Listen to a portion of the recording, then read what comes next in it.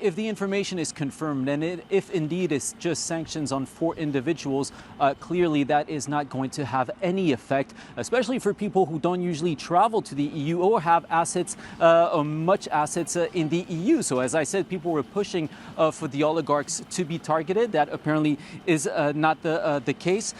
It is widely seen, Jack, perhaps as the EU wanting to save face, especially after this disastrous trip by Josep Borrell, the High Representative for Foreign Affairs, to Russia 2 weeks ago, a trip that was largely seen as a humiliation. And there have been strong calls here in the EU, especially from the European Parliament, for much tougher sanctions to be taken on Russia. But as you know, Jack, the EU is deeply divided on this issue. On the one hand, they want to maintain some kind of dialogue with Russia. On the other hand, their own members, the member states of the EU, are deeply divided. We have seen countries in the eastern part of Europe calling for tougher sanctions, but other countries, mainly like France and especially Germany, saying that they want to maintain some sort of dialogue. And of course, here comes into play the Nord Stream 2 pipeline between Russia and Germany. And Germany is, of course, playing a dangerous game here and doesn't want to impose tougher sanctions on Russia. It remains to be seen what's going to happen now that there's a new administration in Washington. We know that Anthony Blinken,